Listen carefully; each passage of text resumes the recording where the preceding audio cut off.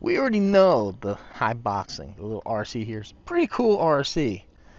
Today we're out here camping. Space is limited in a smaller RV. Space is limited when you travel. So is this going to be a good travel companion for like our RV adventures, or you traveling places, something cool to throw in a backpack and take out into the woods? I don't know. Let's go find out.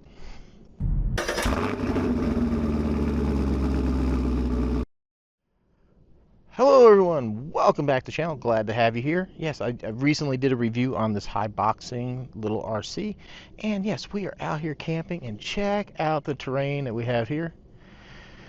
It's been raining, ground is wet, a little muddy, so this can be a good test for the little RC. So if you've been watching this series, I took the two-wheel drive Synchro down there, and we did better with the gyro, but it struggled. So now we're going to see what can happen with the all-wheel drive on the Haiboxing. Alright, let's see. The Synchro struggled going up this hill, but this one, no, not at all. Although we are sliding a bit in the rocks. I forget, is this... Does this... I believe it had a gyro, didn't it? I can't remember. Alright, man, no gyro, so we're just all driving here. Oh, look at this, man. This looks cool. We got the lights going on.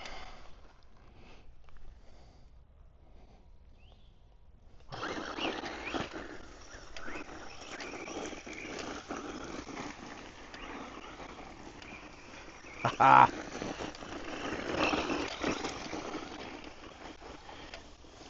I still need to do some suspension tuning here. It is a little bouncy.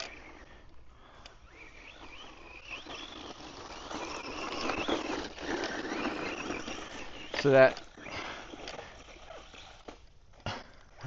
Oh no. If you guys watch my channel for me, you know I don't generally drive my cars when it's all muddy and dirty and stuff like that. But hey, we're gonna give it a test, see how waterproofing that it is. Oh. Yeah, so we downsized the RV from what we had before. So I don't have that luxury of space that I used to have. So taking the larger RVs is gonna be a struggle if I could do it at all.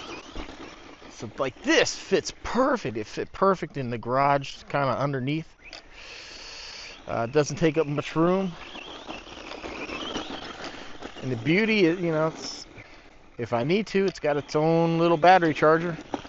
Everything's compact, you know. I got 2 lithium batteries, 2 LiPo batteries actually. The chargers and everything.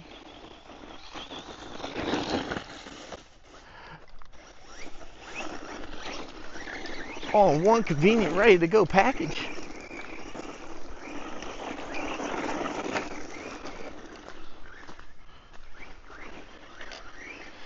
I definitely prefer the all-wheel drive type setup here versus the two-wheel drive. Wow, where was a good place to run?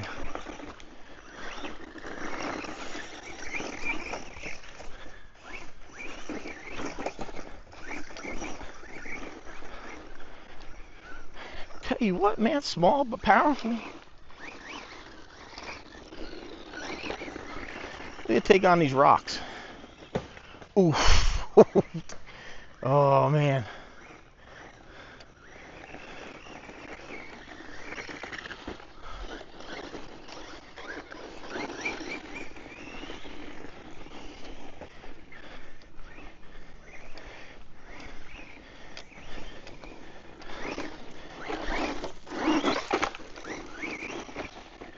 Dude, oh my god, this is fun.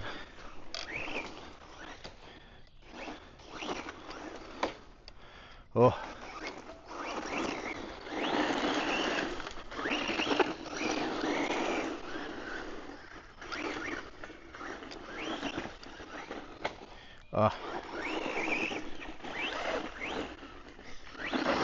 Little wheelie action.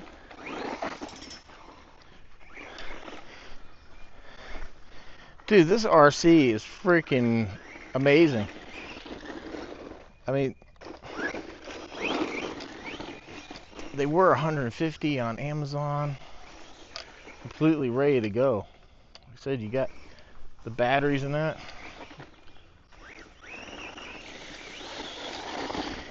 It is a little handful without a gyro, man. These small cars tend to be that way.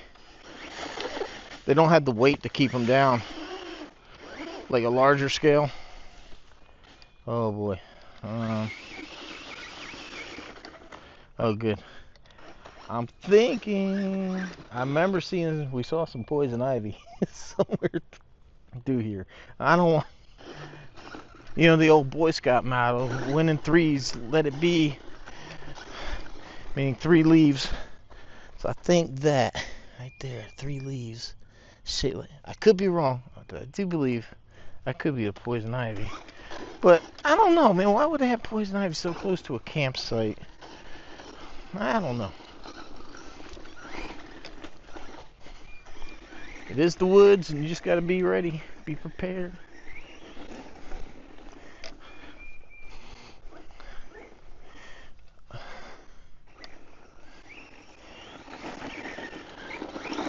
It's all about being prepared. I know it's completely unrelated to this RC, but guys, there's a beautiful lake right down there. I know you really can't see it, but there's a beautiful lake. I brought my pro boat, the 36-inch, 3-foot long speedboat here for the 1-year review. Stupid Spectrum batteries. As soon as I give it any kind of throttle, they're just like sagging out or whatever, and the boat's cutting off. I would say that, you know, it was kind of like, it's the same thing that was happening with the 223S Big Rock. It did it on the Spectrum batteries way earlier than it did anything else, but it also did it on lots of other batteries.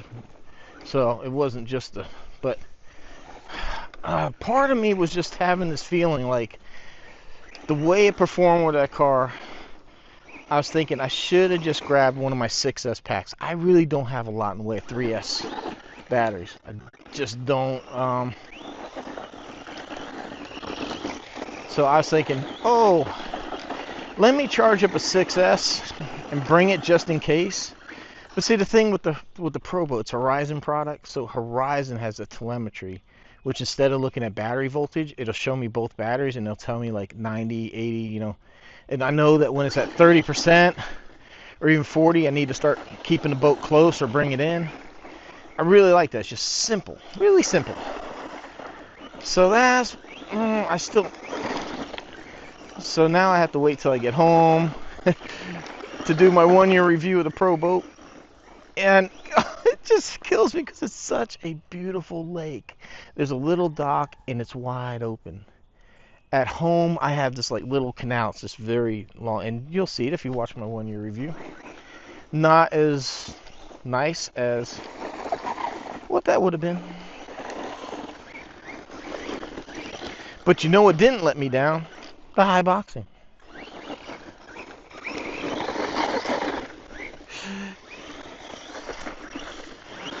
I mean, this is some stuff I would normally only run like a larger scale car. But this thing is, it's doing it. You know, I know somebody mentioned on my review video to even check to see, make sure the shocks even have oil, which is a good point. Sometimes that happens. They lose oil during shipping or whatever happens, you know. Who knows how they, you know, when they stack these boxes on a boat or something, or whenever they go somewhere, they might be upside down like that and the oil leaks. Or, I mean, it could be the RC company, Amazon, whoever shipping it does it. So, unfortunately, sometimes that happens. You know. Dude, this thing is a freaking blast. I mean, you know, I'm not going to sit there and pull your freaking leg and say, hey, this is the best RC ever, you know, for blasting through here. Nah. I mean, personally, like, I'd rather have something like, I would love to bring the sledge out here. It's it's just a heavy RC, and I know it would stick really good and put the power down really good here. But I mean, you're talking what? It's like a $700 RC. This thing's 150 bucks. And I said, I don't even care, you know, if you're just looking to get in the hobby and want something cool, be pretty durable, and then here you have it. Or, you know, if you're looking for something, like I said, to throw in the backpack and take with you, maybe going on a little trip and you want to have some fun, here you go. Or like this, like on a camping trip, because you never know where you might have something cool like this to go rip. You know what's amazing too? It's just got this little LiPo battery, this little LiPo. And look at the runtime we got out of this. Uh-oh, we snagged something here. We snagged something. There's something caught up in here. Ooh, that servo's not sounding too happy. Uh-oh. Uh-oh.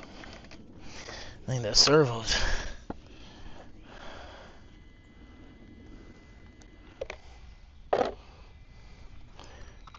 Oh. The battery wires are tied up here. Oh, that would be my fault. That's my fault. It's turning. It's just not really wanting to turn the wheels. Oh, there, it's not wanting to turn at all. Huh.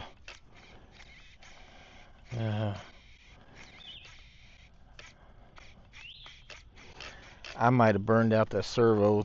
I had the damn wires just bound up in that thing, so the servo's been fighting it. The servo doesn't feel hot like it overheated. Well, the good thing is it's a standard 3-wire servo. Now, I don't know if the horn will fit anything I have at home, but yeah, look, it's just...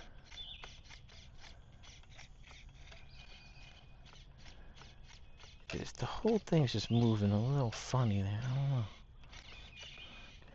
It might be something in the servo saver too. See, if I feel like that, it's moving. Alright, let's turn this off. It's moving fine. Like that. I might have burned up the servo, just being stupid, having the wires laying on it. Hard to say if that's my fault or if the servos, but I think I'll take credit for that, because I really had that thing was wound down. I mean, it's not very long wire at all, and I had it just... Oh, man. Let me cut in here. I just want to give an update. See right here, the steering horn, it's also the servo saver. You can maybe see it split right there. And what it was is the screw was a little loose, so it wasn't quite adding the pressure. So now that I tightened that up, as you can see, we got the full range of motion back in the servo.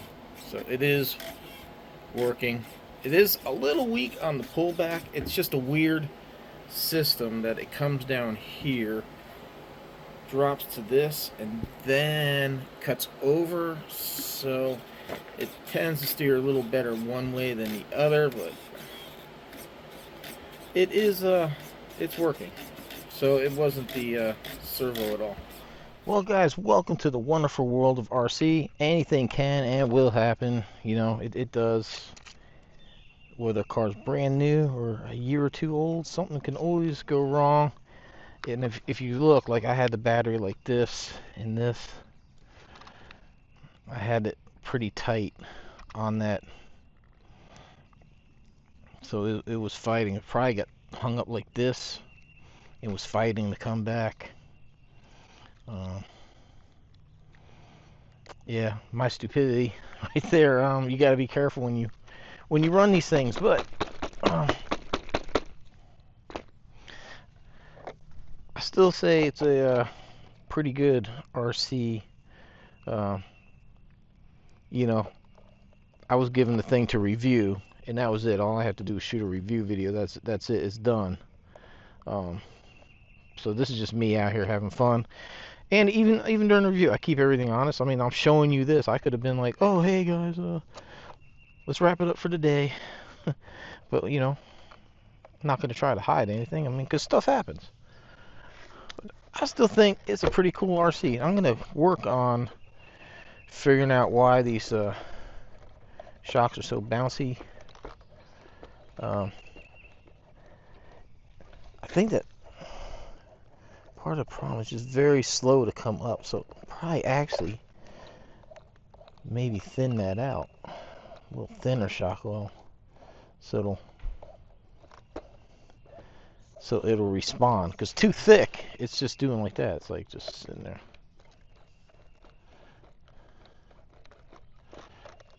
See, look at how slow it's coming up.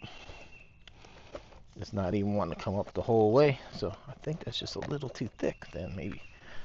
But we will get it. We'll work on it. We'll get this little thing dialed in, and then I get home, I'll try to dig up a servo. I got some stuff laying around. But hey guys, camping adventures, man. RC life with the RV life. All right, everyone, you know, we keep it real here. I'm not going to promote anything that's not good. I mean, is there a chance that the servo in this thing died after 2 runs? Maybe. I think it's more. I mean, you got to look, it's a $150 RC. The servo in here is not super strong.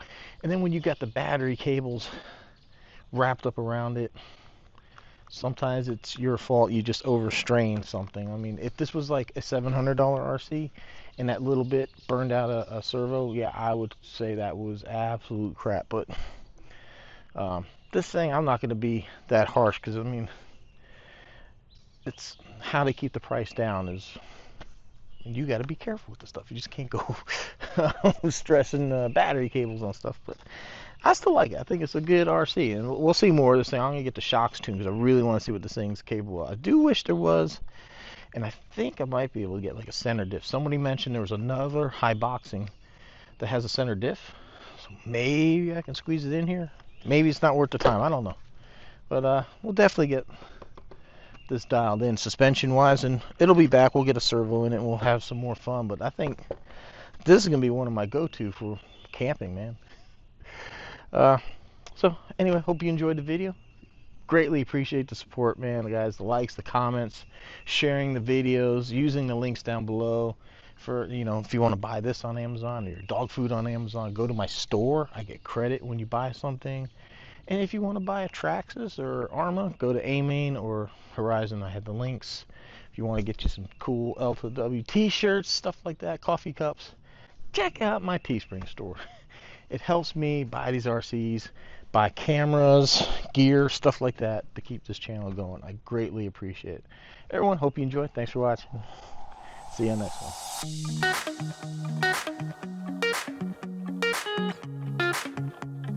one.